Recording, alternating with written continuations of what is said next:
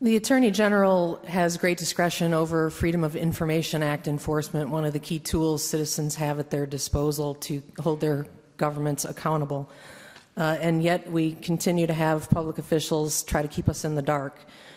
Just as one example, the Rauner administration recently used something called the deliberative process exemption to avoid releasing documents related to the Quincy Veterans Home Legionnaires tragedy. So let me ask you several questions about FOIA in one. What do you think about that deliberative process exemption? Should it remain? Should it be gotten rid of? Are there other exemptions that you would do away with? What should be done with penalties for people who don't comply with FOIA? Senator Raoul recently talked about nuisance FOIAs. Interested in your thoughts on that, and just generally, what do you intend to do with the public access counselor unit in your office? And we'll begin with Sharon Fairley. Thank you. So transparency is actually essential to democracy, and the way we need to operate as government agencies, we need to make sure that we are valuing that as a core value. So we should always err on the side of disclosure and only not disclose information when there's an actual real interest that could be harmed by the disclosure of information. So that's the attitude overall that I will take. I believe that often government agencies use the deliberative process to shield information, and then that the Attorney General has to play a role to ensure that that's not happening in the way that they resolve those conflicts. I believe that penalties should be enforced and that the Attorney General should actually litigate when government agencies are not following the binding decisions that require them to make disclosures. There's an issue as far as what laws need to be changed, and these are the exceptions to FOIA, and then what laws need to be enforced. And I think from the Attorney General's perspective, all we have to do is start enforcing some of these laws. So anyone who's filed a FOIA, if you haven't received the documents that you request, you can go to the Public Access Counselor, which is in the Attorney General's office. The Public Access Counselor then gives you a ruling, in essence, a recommendation saying that these documents should be revealed. The problem is the Attorney General's office has not been litigating these cases. They have not been going to court and specifically saying these documents need to be revealed. If we actually did that, I think we'd get a lot more of the documents that we need. We wouldn't have this backlog that the Public Access Counselor has. The deliberative process needs to go away. The unduly burdensome clause is something that's overused. And quite frankly, the pending investigation clause is overused as well. So it's a lot to answer in 45 seconds. It is. Yeah, it's pretty impossible, isn't it? Pretty much, yeah. But I would say this. First of all, the Public Access Counselor is overburdened. We need more resources there. And I do agree that litigating a few cases, some test cases, would give some teeth to those binding decisions because they aren't always being followed. And attorney's fees do go to the victor so that we wouldn't waste government resources there, first of all. I would aim for the legislative exemption before deliberative process because, frankly, I think that's that gives a wide berth to the legislature. And the reason that it's in the federal FOIA is because the speech and debate clause is read very broadly in federal case law. I don't think we have the same case law on the state side. I would litigate that and test it.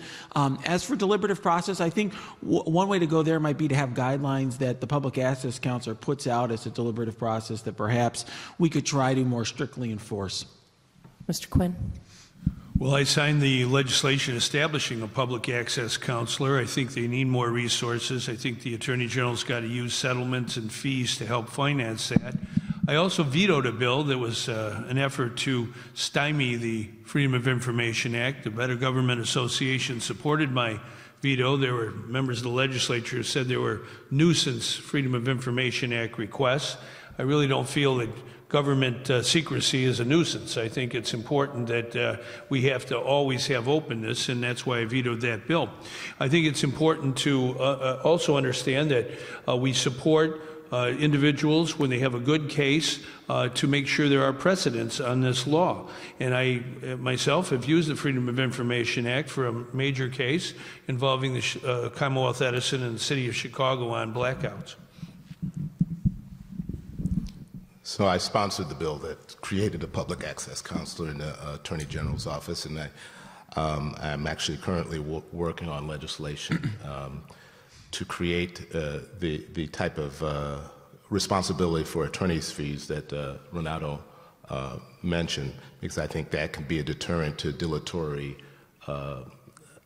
denial of claims that a local government or a state agency know are not legitimate exemptions to FOIA. With regards to the deliberative process exemption, perhaps narrowing or setting guidelines, as Renato mentioned, might be an avenue. I don't think doing away with it totally would be an avenue to follow. Thank you. There. It's critical that a culture is set from the top, and you can tell what an office prioritizes based on where its resources are placed. And unfortunately, right now, the Public Access Counselor is only funded with $1 million for the entire state of Illinois, with thousands of complaints, thousands of claims. It's vitally important to empower the residents of Illinois and give them, through outreach and through education, knowledge of what is meant by the Freedom of Information Act, what's meant by the Open Meetings Act, and how they can use these tools to keep an eye on the very governments that have been elected to represent them. We know we have more units of government in this state than any other state, and there's a really ripe opportunity for corruption as a result.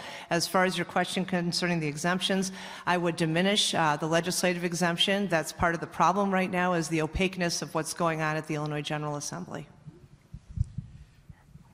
I think there's still room for the deliberative process exemption, although it gets abused, as well as the unduly burdensome exception. I mean, there are a number of exceptions, so there is no such thing as a nuisance FOIA.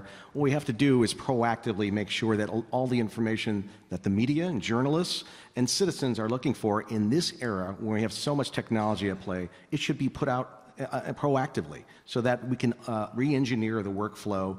You know, there's always going to be more work than there are resources to do. So how can you transform that work, proactively get the information out there? We should be sitting on less and less information that isn't publicly available from the outset.